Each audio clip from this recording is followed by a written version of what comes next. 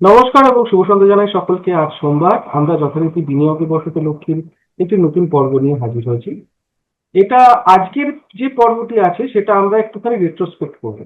মানে ধরুন 2024 সালের সেপ্টেম্বর মাসের আগের যে পরিস্থিতিটা ছিল আর সেপ্টেম্বর মাসের পরের যে পরিস্থিতিটা, সেটা নিয়ে আমরা একটুখানি আজকে পর্যালোচনা করব। একই সঙ্গে এখন মার্কেটের কি অবস্থা, বিশেষজ্ঞরা কি বলছেন সে সম্পর্কে আমরা জেনে নেব। তো সেপ্টেম্বর 2024-এর পর থেকে কি হয়েছে মার্কেটে, কিভাবে একটা ডাউন ট্রেন্ড চলেছে, কিভাবে বেয়ার রান, এবং গত 2 বছর ধরে টানা একই জায়গায় মার্কেট কখনো উপরে উঠেছে সামান্য, কখনো নেমেছে, কিন্তু মোটামুটি একই জায়গায় বেশ খানিকটা নিচেই মার্কেট ঘোরাফেরা করেছে। এবার মার্কেট এখান থেকে কোথায় যেতে পারে বা বা কি হতে পারে তার একটা সম্ভাব্য একটা দিক নির্দেশ অন্ততপক্ষে দিতে পেরেছেন যারা এএমসি, বিভিন্ন বড় বড় এএমসি তে যারা ফান্ড গুলো ম্যানেজ করেন, সেই বড় বড় ফান্ড ম্যানেজাররা সেই ব্যাপারে খানিকটা কথা বলেছেন। আজকে আমরা সেই নিয়ে কথা বলবো। আমাদের সঙ্গে যথারীতি করেছেন কৌশিক ঘোষ স্যার। স্যার, অনেক অনেক স্বাগত আপনাকে আমাদের শোতে। নমস্কার। তো আহ, এই সমস্ত ভুলভাল ভিডিও বা ওই আহ, এই শেয়ার না কিনলে আপনার লস হয়ে যাবে পোর্টফোলিওতে, বা এইটা এক্ষুনি আপনার কেনা উচিত, বা এগুলো এক্ষুনি বিক্রি করে বেরিয়ে যায়, এই সমস্ত ভিডিও বা এই সমস্ত জিনিস ছেড়ে একদম যেটা এএমসি যারা ফান্ড ম্যানেজার আছে তারা যেটা বলছেন, আমরা সেই দিকে খানিকটা একটু নজর দিই। Over to you sir. তো প্রথমে বলে নিই যে আমি অনেকবারই এই বিনিয়োগের বশত লক্ষ্মীর অনেক পর্বেতেই একই জিনিস আমি বলি যে তাদের কথা শুনুন যারা প্রকৃতভাবে ফান্ডগুলো ম্যানেজ করে। তাদের কথাই হচ্ছে সবচেয়ে মূল্যবান। তারা কি ভাবছেন, তারা কি বলছেন, কেননা ফান্ডগুলো ওনারাই ম্যানেজ করে। বাকি যত ভিডিও, আমাদের ভিডিও, আমরা খালি মানে এই ভিডিও বলুন বা যারা ওই টিপসের ভিডিও করে, ওই টাইপের ভিডিও করে, সবাই খালি বক্তব্য রাখে, কিন্তু তারা তো অ্যাকচুয়াল ফান্ডটিকে তো ম্যানেজ করছে না। যে লক্ষ লক্ষ কোটি টাকার যে বিনিয়োগ, সেটা দৈনন্দিন মানে দিনে দিনে প্রতিদিন যে বিনিয়োগের কাজ, বিনিয়োগ কেনা বেচা, ওগুলো ওগুলো তো ফান্ড ম্যানেজার এবং তাদের টিমরাই করছে, তাই না? তাদের কথাটাই আমার মনে হয় সবচেয়ে বেশি মূল্যবান। তাদের কথা শুনেই বোঝা যায় যে কি অবস্থা। আর একটা কথা আমি বলে দিই যে দেখুন, এই কথা শোনা ভালো।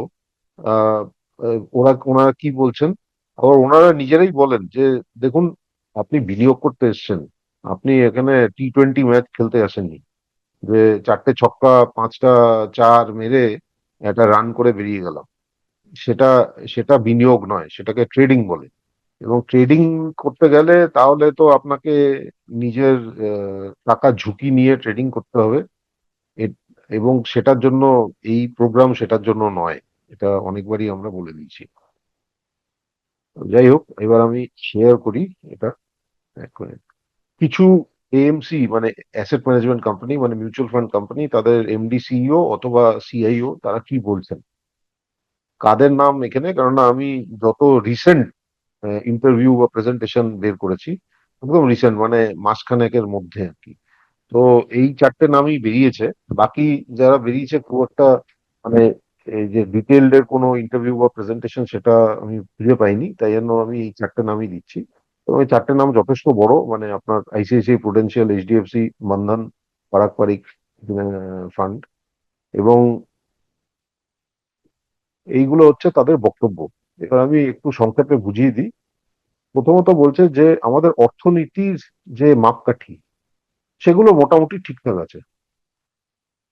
ইকোনমি ম্যাক্রো যেগুলোকে বলে, আমাদের মনসুন মানে যে বর্ষাকালে, কেন আমাদের আপনার কৃষকদের, কৃষক এবং কৃষি আমাদের অর্থনীতির একটা খুব বড় ভূমিকা পালন করে। তো এবার এল নিনো নিয়ে অনেক ভয় ছিল।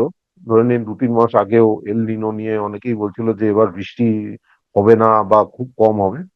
তো সেরকম ভয়টা এখন নেই, একটু বিলো অ্যাভারেজ আছে। বাট ওরকম নয় যে মানে বৃষ্টি নেই, হাহাকার অবস্থা, ওরকম কিছু নেই। হ্যাঁ, এটা জিও পলিটিক্যাল স্ট্রেস, মানে বিভিন্ন দেশে কি হচ্ছে, বাকি যে মানে বিশ্বে কি হচ্ছে, সে অনেক রকম স্ট্রেস এখন আছে। মানে সে সবসময় থাকে। এখন যে অবস্থা তাতে সবসময় মনে হয় যে এই বুঝি আরেও যুদ্ধ লাগলো আর কি। সেই এবং এমন জায়গায়, এমন এমন জায়গায় যুদ্ধ লাগছে বা লাগছে, যেটা সমস্যা হচ্ছে যে এই আপনার তেলের ওপর সবচেয়ে বড় ইম্প্যাক্ট হচ্ছে, সে রাশিয়া ইউক্রেন হোক বা ইরান আমেরিকাই হোক। আর এই যুদ্ধ নিয়ে এছাড়াও প্রচুর যুদ্ধ চারিদিকে চলছে। ইন্ডিয়া পাকিস্তান তো প্রতিদিনই কিছু না কিছু হতে থাকে আর কি, তাই না? তো এবার ব্যাপার হচ্ছে, আর বাংলাদেশও আমাদের দিকে মাঝে মাঝে ওই চেঁচামেচি করতে থাকে, নেপালও হুমকি দিতে থাকে, অনেক কিছুই হতে থাকে আর কি। তো জিওপলিটিক্যাল একটু মানে ওপর নিচ হচ্ছে আর কি, সেটা লোকজন বলছে। এবং তারা বলছেন যে এই জিওপলিটিক্যাল স্ট্রেসের জন্যই মার্কেট ঠিক যে কোন দিকটা নেবে, কোন দিকে যাবে, সেটা নির্ধারণ করতে একটু সময় নিচ্ছে। আচ্ছা, কোম্পানি, দেখুন, মার্কেট মার্কেট ওপরে যায় নিচে যায়, আলটিমেটলি হচ্ছে কোম্পানিরা কত তাদের প্রফিট হচ্ছে, আর্নিংস যেটাকে বলে। তো বলছে যে এই কোয়ার্টারে, এই দুটো কোয়ার্টারে বেশ ভালোই আর্নিং হয়েছে, এরকম নয় যে খারাপ আর্নিং হয়েছে। লাস্ট দুটো কোয়ার্টার মানে জানুয়ারি ফেব্রুয়ারি মার্চ আর এপ্রিল মে জুন, আহ, তো খারাপ আর্নিং হয়নি। কিন্তু তা সত্ত্বেও মূল্যায়ন এখনো যে সস্তা তা নয়। মানে যেগুলোকে ভ্যালুয়েশন বলে, পিই রেশিও বা পিইজি রেশিও যেগুলোকে বলে, সেটা এখনো খুব সস্তা যে তা নয়। তার মানে কিছু কিছু কোম্পানি, এটা পুরো ইন্ডেক্সের ব্যাপারে বলছে না, এটা কোম্পানি স্পেসিফিক বলছে। তো সেই কোম্পানিগুলোর এখনো হয়তো কিছু কারেকশন হলে সেগুলোর মূল্যায়ন একটু ঠিকঠাক হবে আর কি। হুম। আর বিদেশি যারা বিনিয়োগকারী, এফআইআই, ফরেন ইনস্টিটিউশনাল ইনভেস্টর, বলছে যে তারা নেক্সট 3 বছরের মধ্যে ফিরে আসবে। তার কারণ হচ্ছে, এটা নয় যে ভারতে কোনো গ্রোথ নেই, ভারতের হঠাৎ অর্থনীতির এমন অবস্থা তাতে বিনিয়োগ করাই যায় না, এরকম কিছু নয়। এটা খালি হয়েছে যে অন্যান্য দেশে বেশি গ্রোথের সম্ভাবনা দেখে তারা ওখানে টাকাটা সরিয়ে বিনিয়োগ করেছে। এবার আপনারা যারা দেখেন, যারা একটু পড়াশোনা করেন, তারা হয়তো জানবেন যে এই বিগত 1 বছরে কোরিয়া বা তাইওয়ানের মতো মার্কেটে, সেখানে মার্কেট মানে চচ্চর করে উঠে গেছে। কিন্তু মনে রাখতে হবে, কোরিয়া হচ্ছে দুটো কোম্পানির মার্কেট, স্যামসাং আর হাইনিক্স। আর আপনার তাইওয়ান হচ্ছে একটা কোম্পানির মার্কেট, টিএসএমসি। কিন্তু বিগত 2 মাসে দুটো মার্কেটেই প্রচন্ড কারেকশন হয়েছে। আর আমাদের মার্কেটে কারেকশন 2 বছর ধরে হচ্ছে, টাইম কারেকশন বলুন বা প্রাইস কারেকশন বলুন। তো এখন মোটামুটি দেখা যাচ্ছে যে লোকজন যেটা বলছে হচ্ছে, বিদেশি মার্কেট এর মূল্যায়ন এত উঁচু হয়ে গেছে যে সেখানে যে নতুন করে বিনিয়োগ করবেন, ঠিক আছে, সেটা তারা বলছেন যে করা উচিত নয়, এত বেশি মূল্যায়ন হয়ে গেছে, মানে ওভারহিটেড মার্কেট হয়ে গেছে। সবসময় মনে রাখতে হবে, এটা কিন্তু সবাই বলে থাকেন, সবসময় মনে রাখতে হবে যে আপনার যখন মার্কেট নেগেটিভ যাবে বা ক্র্যাশ করবে বা সাইডওয়েজ যাবে, যে মনে হচ্ছে এই মার্কেট আর কিছু হলো না, তাহলে আর কি হবে, এরকম অতীতের তথ্য আপনি দেখে বুঝতে পারবেন যে লং টার্মে, লম্বা মেয়াদে, এগুলো কিন্তু কোনো কিছুই ম্যাটার করে না, কিছুই মানে মানে এইসব দেখে কোনো আপনার টেনশন হওয়ার কথা নয়। না, 2007-08-এ 1 বছরে সবকিছু পড়ে গেছিল 50 থেকে 60%। হ্যাঁ। আপনার 2018 থেকে 20 একদম স্ট্যাগনেটেড ছিল। 2007 থেকে 2014 মার্কেট কোথাও যায়নি। এরকম লম্বা লম্বা টাইম গেছে যেখানে মার্কেট আইদার ক্র্যাশ করেছে, নয় সাইডওয়েজ গেছে, কিছু গ্রোথ দেয়নি। তা সত্ত্বেও কেউ যদি বিনিয়োগ করে থাকেন এবং বিনিয়োগেই থাকেন, তাদের কিন্তু লাভ হয়েছে আখেরে, সেটা কিন্তু এনারা বলছেন। আর এনারা এখনো বলছেন যে মাল্টি অ্যাসেট স্ট্র্যাটেজি হচ্ছে সবচেয়ে প্রেফার্ড স্ট্র্যাটেজি এখন। মাল্টি অ্যাসেট মানে হচ্ছে আপনার ইকুইটি, ডেট, গোল্ড, বা ইকুইটি ডেট মানে balanced advantage, multi asset fund, এগুলো সবচেয়ে বেশি হাইব্রিড ফান্ড আর কি, কোনো সবচেয়ে বেশি প্রেফার্ড স্ট্র্যাটেজি। স্মল ক্যাপ নিয়ে যেটা লোকজন, স্মল ক্যাপ খুব ভালো করছে বিগত, ধরে নিন, 4-5 মাসে খুব ভালো করেছে স্মল ক্যাপ।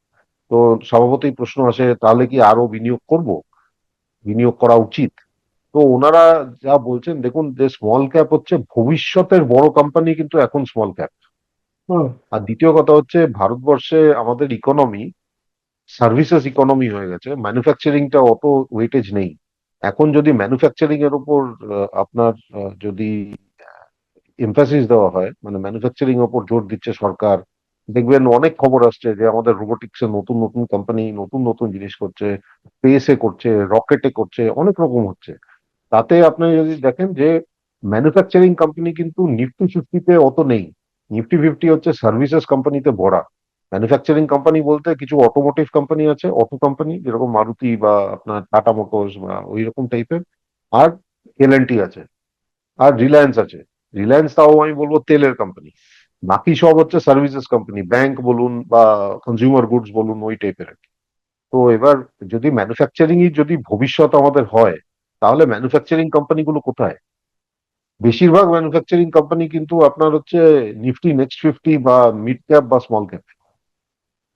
কিন্তু এনারা এটাও বলছেন যে দেখুন, আপনি সবসময় জিজ্ঞেস কর, মানে এনারা বলছেন যে সবসময় যদি কেউ জিজ্ঞেস করে যে এখন কি বিনিয়োগ করব, বিনিয়োগ, প্রথমত হচ্ছে বিনিয়োগ এটা T20 ম্যাচ নয়, তারা বলছেন এটা বিনিয়োগ। তার মানে 3 থেকে 5 বছর। তাই প্রতিদিন যদি জিজ্ঞেস করা হয় যে এখন কি করব, তার মানেই লোকে ভাবছে যে দুদিন পরে আমার ভালো লাভ হয়ে যাবে। সেটা বিনিয়োগ নয়, এনারা সবাই বলছেন। তাই জন্য বিনিয়োগে থাকতে হবে। বিগত তথ্য দেখে আমাদের বুঝতে হবে যে বিনিয়োগে থাকলেই লাভ। সেটা টেম্পোরারিলি 2 বছর, 5 বছর, 7 বছর এরকম হয়েছে যে মনে হয় মার্কেট কিছুই করেনি, কিন্তু যারা বিনিয়োগ করে থেকেছেন তাদের ঠিক রিটার্ন এসছে। আগের পর্বেও আমরা তথ্য দেখিয়েছি, 2007 থেকে 14তে কেউ যদি এসআইপি করে যান, তাহলে কেন তার রিটার্ন এসছে অথচ মার্কেটের কোনো রিটার্ন আসেনি। আচ্ছা, আরেকটা জিনিস সবাই বলছেন যে একটা কিন্তু চান্স আছে যে বিশ্বের অর্থনীতি ব্যবস্থা একটা স্লোডাউনে আসতে পারে, এবং কত শীঘ্রই আসবে সেটা জানি না, তবে আসার সম্ভাবনা খুব বেশি। এবার সেই স্লোডাউনের জন্য আমাদের কত ইম্প্যাক্ট হবে সেটা এখনো জানি না। 2007-8-এ মনে রাখবেন, ওই স্লোডাউনে কিন্তু আমাদের অতটা ইম্প্যাক্ট হয়নি। স্টক মার্কেট পড়েছিল, অনেকদিন সাইডওয়েজ ছিল, সে ঠিক আছে, কিন্তু অ্যাকচুয়াল অর্থনীতি কিন্তু অতখানি ইম্প্যাক্ট হয়নি। এবার দেখা যাক কিরকম হয়। আচ্ছা, এই হচ্ছে ব্যাপার যে অনেকের কাছেই আমরা প্রশ্ন পাই যে আমি তো 2 বছর ধরে বিনিয়োগ করে যাচ্ছি, তাহলে কি এখন করা উচিত? এটা কি বেচে তাহলে কি এফডি করে দেবো, বা এফডি তে আছি, ওগুলো বেচে কি আমি তাহলে স্টকে দিয়ে দেবো?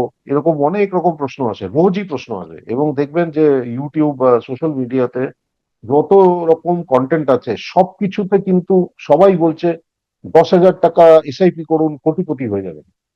একটাই জিনিস ওখানে কিন্তু সবাই ভুলে যান, সময়। সময় কত লাগবে, সেই জিনিসটাই হচ্ছে সবচেয়ে বেশি মানে উল্লেখযোগ্য।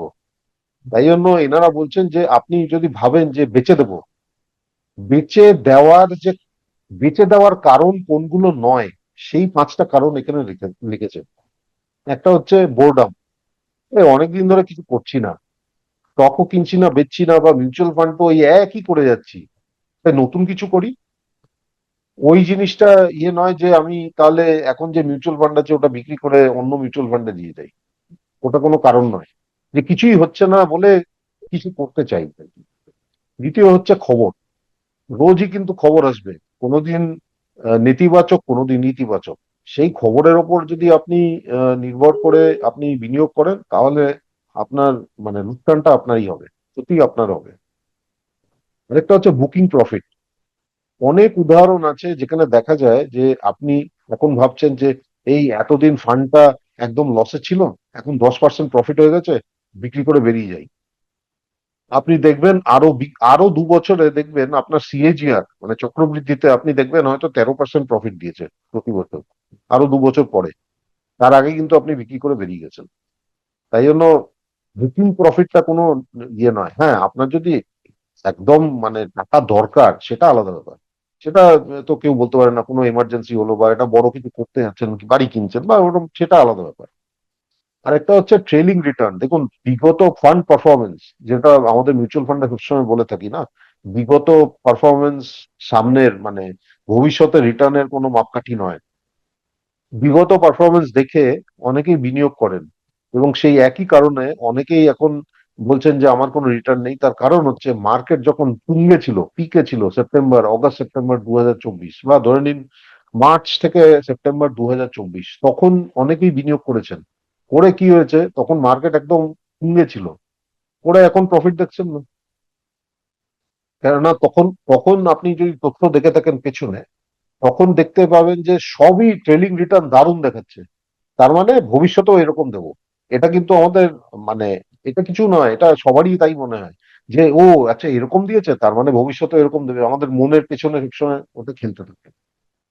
এই জন্য ভালো আপনার কি বলবো, ফিনান্সিয়াল অ্যাডভাইজার বা মিউচুয়াল ফান্ড ডিস্ট্রিবিউটর দরকার, যিনি কিন্তু অনেক বেশি এগুলো স্টাডি করে আপনাকে বলবেন যে দেখুন রিটার্ন এসছে, কিন্তু অন্যান্য মেজারে মানে অন্যান্য পরিকাঠামো আছে, মাপকাঠি আছে, এগুলো ওখানে কিন্তু এত রিটার্ন তাহলে আসবে না ভবিষ্যতে, ওগুলো নির্ধারণ করা যায়। ঠিক আছে, তাই জন্য সবসময় আমরা বলি যে আমার আমার কাছে আগেও প্রশ্ন এসছে, মানে আজকেই একজনের সাথে কথা হচ্ছিল যে স্যার আমার তো সবকিছু হচ্ছে পিপিএফ এ।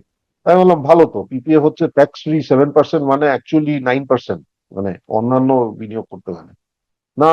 তো রিটার্ন তো বেশি পেতে হলে তাহলে তো আমাকে ইনভেস্ট করতে হবে। আমি বললাম হ্যাঁ করুন, কিন্তু ইনভেস্টে আপনার 5 বছর লাগবে, বসে থাকতে হবে আম গাছের মতো। হ্যাঁ মানে আমার না 3 বছর পর একটা বাড়ি কেনার একটা ইচ্ছে আছে, এই বাড়িটা বিক্রি করে তার সাথে একটু পুঁজি। বললাম দেখুন আপনি 3 বছরে ভাবছেন যে 15%, বললো যে আমার যদি ইনভেস্ট করি 15% আমার রিটার্ন আসবে প্রতি বছর, তাহলে 3 বছরে ভালো করবো। আমি বললাম ওই রকম হিসাব করে যদি আপনি ইনভেস্ট করেন, আজকেই কথা হয়েছে, হ্যাঁ আজকেই কথা হয়েছে, ওরকমভাবে যদি ইনভেস্ট করেন তাহলে কিন্তু আপনি হয়তো আপনার লাভ হতে পারে আবার ক্ষতিও হতে পারে। তাই জন্য আমি বলবো না যে 3 বছরের জন্য আপনি টুকটা লাগাচ্ছেন যে মিউচুয়াল ফান্ড বা স্টকে ইনভেস্ট করে না আপনি করবেন, তাহলে ওরকম ভাবে আপনার বিনিয়োগ করা উচিত নয়। 3 বছরে আপনার টাকা দরকার, সেটা একটা নির্ধারণ পথ আমি আপনার রিস্ক প্রোফাইল দেখে আমি বলে দিতে পারি, কিন্তু যে ওই পথ ফলো করলেই যে 15% আসবে বা 13% বা 12%, এটার কোনো কিন্তু সিওরিটি নেই। কেন আপনি মনে ক্যালকুলেশন করে নিচ্ছেন যে অত টাকা হবেই হবে, তাহলে কিন্তু আপনার মানে পরে ভাববেন যে এই মিউচুয়াল ফান্ড ডিস্ট্রিবিউটর তাহলে আমাকে ভুলভাল বলেছে। আমি তাই জন্য আগে থেকেই বলে দিচ্ছি যে ওরকম ভাবে কোনোদিন বিনিয়োগ করবেন না যে আমার 15% আসতেই হবে। যে মুহূর্তে আপনি ওই টার্গেট নিয়ে বিনিয়োগ করবেন না, সবসময় দেখবেন আপনার লস হচ্ছে, কেননা আপনার সবসময় স্ট্রেসে থাকবেন, রোজ আপনি চেক করবেন যে আমার রিটার্ন আসছে কি আসছে কি আসছে কি, ওটাই হচ্ছে সমস্যা। আর আরেকটা হচ্ছে বায়াস রিমোর্স। বায়াস রিমোর্স হচ্ছে মানে ধরে নিন আমি কিনলাম একটা ফান্ড, আমি একটা ফান্ডে বিনিয়োগ করেছি, 6 মাস পরে আমার বন্ধু হঠাৎ বললো এই জানিস তো আমি এই ফান্ডটায় করেছি দারুণ লাভ দিয়েছে। তখন আপনি চেক করলেন আরে আমার ফান্ডে তো অত লাভ দেয়নি, তাহলে কি আমি ভুল করেছি? তাহলে এই ফান্ডে বিক্রি করে কি ওই ফান্ডে চলে যাবো? এইগুলো কিন্তু সবার হয়, সবার মনে। এনারা বলছেন যারা ফান্ড ম্যানেজার, তারা বলছেন যে দয়া করে এই 5টি কারণে আপনি বিক্রি করবেন না, বিক্রি করুন অন্য কারণে, কিন্তু এই 5টি কারণে যেন না বিক্রি করেন। তাই এটাই এটাই আমি সারাংশ দিলাম। মোটামুটি যা বোঝা গেল হচ্ছে অর্থনীতি ঠিকঠাকই আছে, জিওপলিটিক্যাল রিস্কের জন্য আপনার এই সমস্যাগুলো হচ্ছে, এবং বিনিয়োগে আপনার বিনিয়োগে থাকতে বলছে মাল্টি অ্যাসেট মানে হাইব্রিড, এগুলোতেই এখন প্রেফার। এখনো বলছে না যে পুরো ইকুইটিতে আপনি ফুল ফ্লেজেড ইয়ে করবেন, এটা বলছে না। ঠিক আছে। তাহলে আমরা যে সারাংশটায় আজকে পৌঁছতে পারছি সেটা হচ্ছে আপনার যে শুধুমাত্র ধরে রাখাই নয়, যে বাইরের গুজবে কান না দেওয়ার একটা বিরাট বড় একটা আমাদের কারণ দিয়ে দিচ্ছেন যারা বড় বড় ফান্ড ম্যানেজার, বড় বড় হাউসের যারা এএমসি তে ফান্ড ম্যানেজ করছেন, যারা লক্ষ লক্ষ কোটি টাকা হ্যান্ডেল করছেন নিজেদের হাতে। তো তারাই কিন্তু এই কথাটি বলে দিচ্ছেন। কিভাবে বলছেন যে সবকিছু মানে দুপা দিয়ে নদীর জল মাপবেন না দয়া করে, মানে সবকিছু আপনার মনে হলো ইকুইটি ইকুইটি ইকুইটি সবকিছু দিয়ে দিলেন, না, নট দ্যাট। এখন মার্কেট কিন্তু সেই পরিস্থিতিতে নেই, আপনার কাছে লামসাম ইনভেস্টমেন্ট করবেন না। এটা আহ, কৌশিক ঘোষ স্যার অনেকবার বলেছেন যে যদি আপনাদের কাছে লামসাম কিছু থাকে সেক্ষেত্রে আপনারা এসটিপি থেকে ইয়ে ইনভেস্ট করতে পারেন, যে একটা ফান্ডে রেখে দিয়ে সেখান থেকে সিস্টেমেটিক্যালি আপনার এসআইপি চালু হয়ে যাবে, সেখানে একটা আপনাদের ব্যাপার হতে পারে। দ্বিতীয়ত, ইকুইটি শুধুমাত্র নয়, ইকুইটি, ডেট, কমোডিটি, এখন তো রিয়েল এস্টেট সবকিছু চলে এসেছে এখন। মানে অনেক অনেক ফান্ড এরকম আছে যেগুলো অনেকগুলো আপনার ফ্যাক্টর নিয়ে তারপর তৈরি হচ্ছে। তো আপনারা সেইখানে মাল্টি জায়গায়, যেখানে বিভিন্ন মাল্টি সেক্টরে যেখানে বিনিয়োগ করা হয়, আপনারা সেই ধরনের বিনিয়োগে বেশি থাকার চেষ্টা করুন। তার মানে এটা নয় আপনারা ইকুইটিতে বিনিয়োগ করবেনই না, একেবারে না, নট দ্যাট। আপনাদের একটা ডাইভার্সিফাই হওয়া দরকার আছে, এক জায়গায় কুক্ষিগত করে রেখে দেবেন না আপনারা। তো আর ভারতের মার্কেট কোথাও যাচ্ছে না, এখানেই থাকছে। এবং সেটা খুব একটা মানে দেখবেন বাড়ি যদি খুব শক্তপোক্ত ভিতের হয় না, তো সেখানে ছোটখাটো ভূমিকম্প, কোরিয়া বা তাইওয়ানে যেটা হয়েছে সেটা আপনারা যদি মনে করেন ভারতেও হবে, না হবে না, তো সেটা যদি হতে হয় তাহলে বিশ্বযুদ্ধ হতে হবে। তো আমরা আহ, এবার প্রেডিকশন করা তো যায় না, বিশ্বযুদ্ধ হলো হলো না। তো আমরা সেটা মোটেই আশা করবো না যে এটা এই ধরনের কোনো পরিস্থিতি তৈরি হোক যেখানে অনেক কিছু ক্ষয়ক্ষতি হবে। তো এ বাদ দিয়ে ভারতের মার্কেট এখন যথেষ্ট চাঙ্গাই আছে, এবং আহ, যদি আপনি অর্থনৈতিক দিক থেকেও দেখেন সেক্ষেত্রে ভারত যথেষ্ট ঠিকঠাক জায়গাতেই আছে। এমনটা নয় যে এফআইআই চলে গেছে তার মানে যে ভারতে কিছু হচ্ছে না, না। বিদেশের বেশ কিছু মার্কেট এই মুহূর্তে একটুখানি ভালো জায়গায় আছে, ফলে তারা সেখানে বিনিয়োগ করে কিছু অতিরিক্ত টাকা রোজগার করার চেষ্টা করছে। আর কিছু না, আগামী 2-3 বছরের মধ্যে তারা সবাই আবার ফেরত আসবে, ইন্ডিয়াতে আবার বমি করবে, আমরা সেরকমটাই প্রত্যাশা করছি। এবং যেমনটা এএমসি যারা বিরাট বড় বড় ফান্ড ম্যানেজ করছেন, যারা এই দুনিয়াতে যাদের বিরাট নাম, তারাই কিন্তু এই কথাটি বলছেন। তো আমরা শুধু তুলে ধরলাম যে আপনারা কোথায় করবেন, কোথায় করবেন না, কিভাবে করবেন, কিভাবে করবেন না, কি শুনবেন, কি শুনবেন না। তো দয়া করে এগুলো ফলো করুন। এগুলো আমরা বলছি না, এগুলো আমাদের থেকে অনেক অনেক অনেক বড় বিশেষজ্ঞরা এই কথাগুলো বলছেন। তো আজকে আপাতত এই পর্যন্তই। সামনের এপিসোডে আবার দেখা হবে। আমরা নতুন কিছু নিয়ে অবশ্যই আপনাদের সাথে কথা বলবো। নমস্কার। নমস্কার, ধন্যবাদ। আমাদের ভিডিও ভালো লাগলে লাইক এবং শেয়ার করুন। কমেন্ট সেকশনে গিয়ে জানান আপনাদের মতামত।